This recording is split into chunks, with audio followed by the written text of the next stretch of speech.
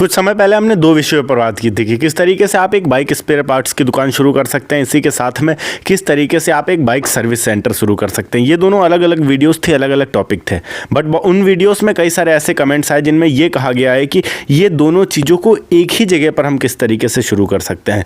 तो आज की इस वीडियो में आपको पता चलने वाला है कि किस तरीके से आप एक बाइक सर्विस सेंटर शुरू कर सकते हैं जो कि थोड़ा प्रोफेशनल लेवल का होगा।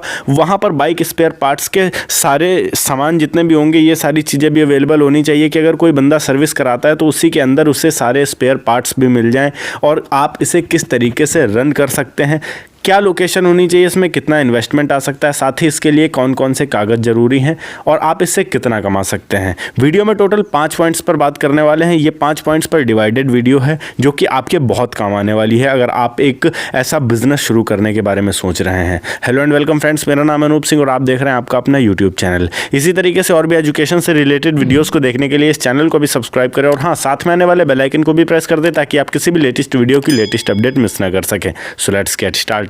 पॉइंट नंबर 1, अगर आप एक बेहतर बाइक सर्विस सेंटर शुरू करना चाहते हैं तो सबसे पहले जो आपके पास नीड आएगी वो आएगी लोकेशन की। आपके पास लोकेशन इसी तरीके का होना चाहिए जिससे आप इसे शुरू कर सकते हैं।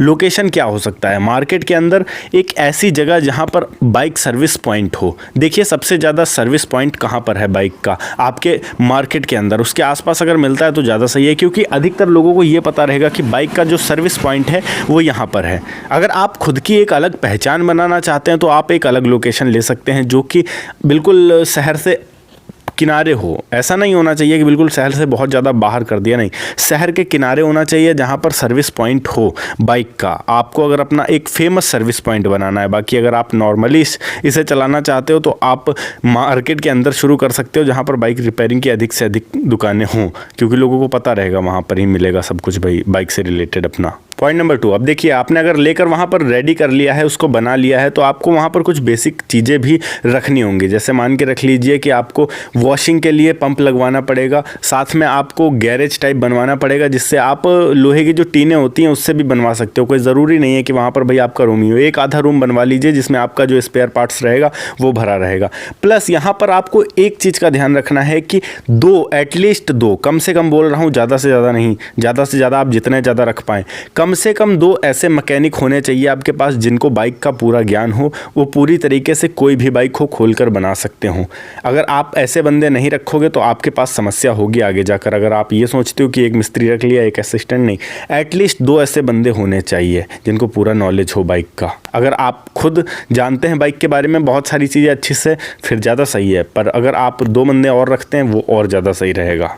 पॉइंट नंबर 3, अब यहाँ पर आपको ये पता करना है कि आपके आसपास जो मार्केट है उसमें बाइक के स्पेयर पार्ट्स की जो दुकान है, होलसेल मार्केट है, वो कहाँ पर है। अगर आपके शहर में मौजूद है फिर तो सही है, पर अगर आपके शहर में मौजूद नहीं है तो आप गूगल पर सर्च कर सकते हो bike spare parts wholesale market near me, या फिर आपके आसपास का जो डीलर है वो कौन है जो आपके आसपास जितने स्पेयर पार्ट्स की दुकान है उनमें सामान पहुँचाता है। अगर आप एक बाइक के मिस्त्री को पकड़ते हो, इंजीनियर को पकड़ते हो, जैसे 2 लोगों ने, मैंने आपको बोला कि 2 लोगों को रखना पड़ेगा, तो आप उनसे ये पता कर सकते हो कि सबसे ज़्यादा कौन से स्पेयर पार्ट्स यूज़ होते हैं। वैसे नॉर्मली मार्केट में सैकड़ों बाइक्स हैं, पर आपको यही पता करना है कि सबसे ज़्यादा किस बाइक के स्पेयर पार्ट्स सेल होते हैं और कौन से स्पेयर पार्ट्स सेल होते हैं और कितने ऐसे पार्ट्स हैं जो कि सभी बाइक्स में कॉमन है। जैसे आपका क्लच वायर वगैरह हो गया, वैसे ये छोटा बड़ा हो सकता है, बट नॉर्मली अगर आगे पीछे करके लगाया जाए तो लग जाता है। तो कुछ कॉमन पार्ट्स हैं जिन पर आपको ज़्यादा पैसा इन्वेस्ट करने की ज़रूरत पड़ेगी। अगर आप नहीं जानते हो कि होलसेल मार्केट आपके आसपास का बाइक का कहाँ है तो आप गूगल पर सर्च कर सकते हो, या फिर आप indiamall.com पर अगर सर्च करते हो तो वहाँ पर भी आपको कई सारे होलसेलर्स मिल जाएंगे जो आपको सामान देने के लिए रेडी रहेंगे हमेशा।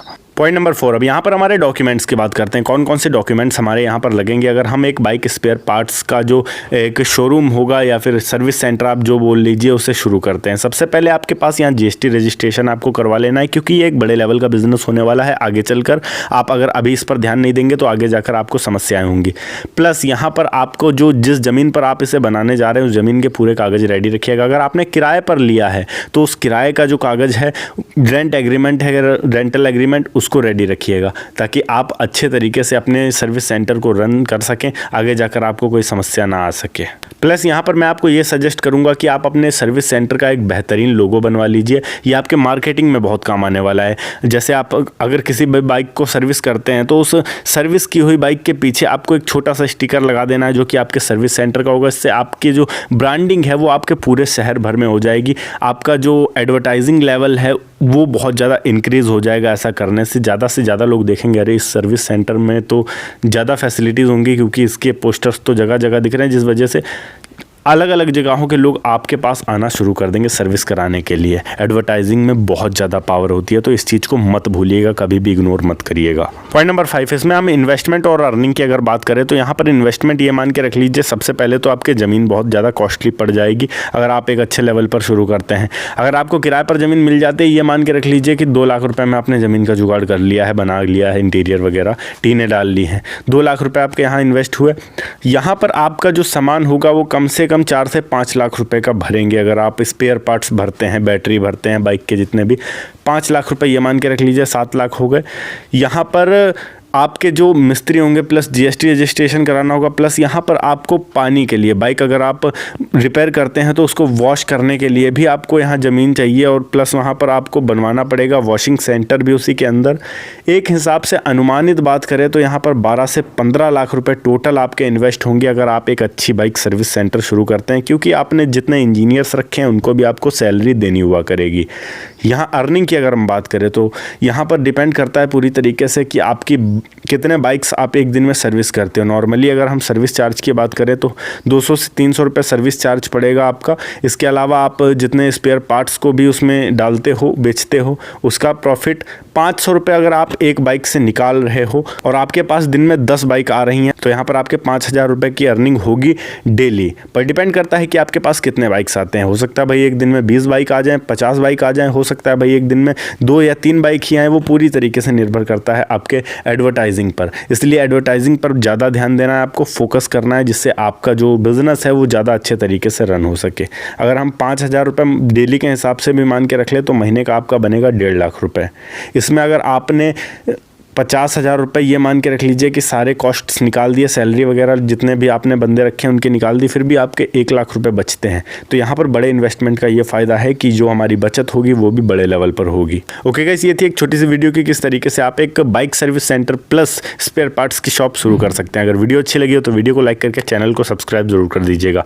मैं मिलता हूँ आपको नेक्स्ट वीडियो में एक नए टॉपिक के साथ। तब तक के लिए जय हिंद, वंदे मातरम।